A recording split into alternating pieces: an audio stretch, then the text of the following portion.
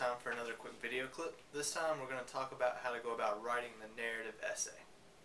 Enjoy! So you have to write a narrative essay. What you see on the screen right now is a really antiquated version of the rhetorical situation or how we communicate, but I think it's helpful for understanding some of the problems when it comes to telling a story. On the right hand side you have an author. Notice you have a conceived story, so how you think of it in your head. Then you have to figure out a way to best express that and to put it into words or some type of medium. Past that, you have a reader who has to interpret those words and then be able to relate that in some way or another as their perceived story. So if you actually break down the communication process of telling a story, you actually see that there are 1, 2, 3, 4 places that communication could go wrong. And that's why so many times when you tell a story and you hear somebody else tell it back, it's not quite the same story. So, what exactly is a narrative? It's a fictional or non-fictional story of some kind or another. And basically, we tell stories all the time. Anytime that you talk to your friend about what happened earlier in the day, you're giving a narrative. It's just that we often don't think about that in an academic sense.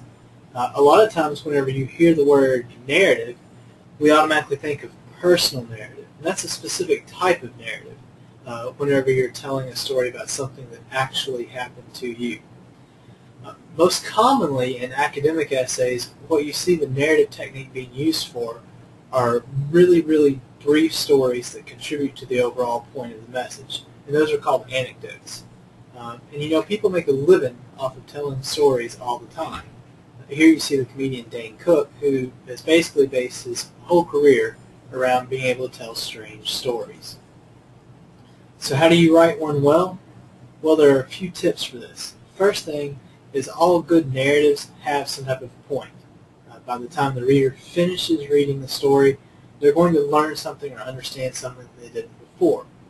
So you see several common topics that narratives often cover. The first is initiation.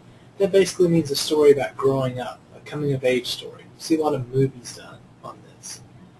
People also tend to write stories about loss, whether it be loss of a loved one, loss of a job, a loss of some type of prized possession, a chance run-in, like with someone who is strange or a celebrity, arrival, as in the arrival of a new loved one, whether it be a baby or a spouse, and oftentimes people write on particular occasions, like an extremely special vacation, a family reunion, wedding, some type of important event in the person's life.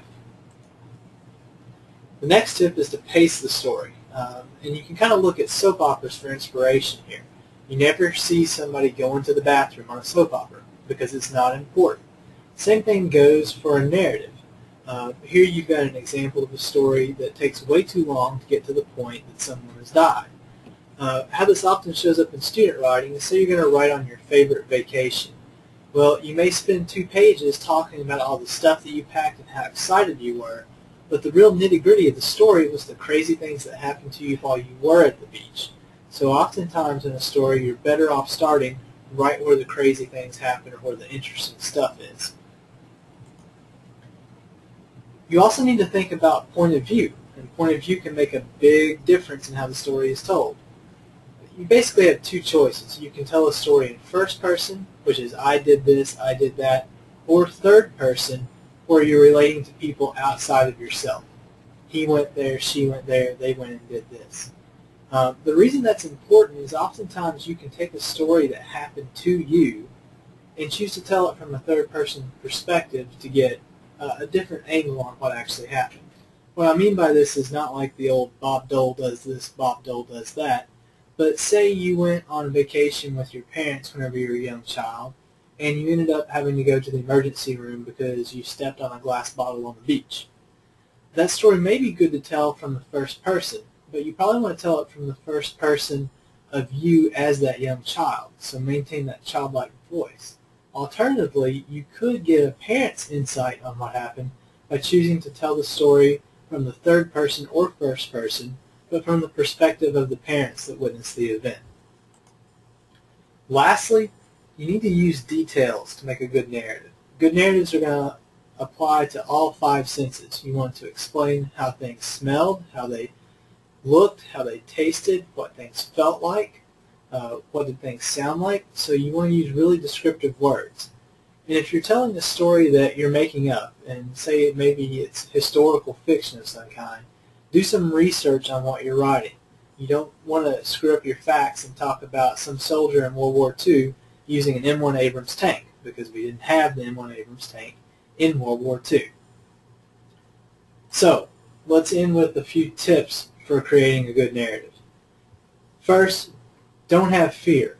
Don't be afraid to tell an unorthodox story from an unorthodox perspective. One of the best narratives I've ever read was from the perspective of a cat who had been left behind in a cat carrier when its family moved out of a house. It was told in the first person, and the cat sounded like a homicidal maniac, and it was really entertaining. Consider the use of foreshadowing, hinting about what's going to happen next. Don't reveal the outcome of the story in the first paragraph. Let the reader build up to it in a natural way. Consider manipulating time and space. What I mean by that is if an event occurred over the course of 4 days, it may take way too long to write all of that out, and you may have stuff that happened during that window of time that wasn't really all that important to what went on. So jump around. Don't be afraid to go out of chronological order. Start right in the middle of the action and then move backward and tell the setup of what actually happened. Fourthly, play to an audience.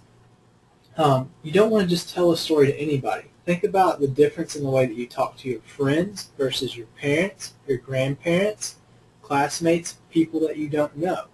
Think about the way that they would best be entertained by reading the story, and pick out a particular group of people that you would like to tell it for. And finally, if you're using the College Writer 3rd edition, you can take a look at pages 162 and 163 in your English 101 textbook for more of these kinds of tips. Well, I hope that helps as you start your essay. Have a good day.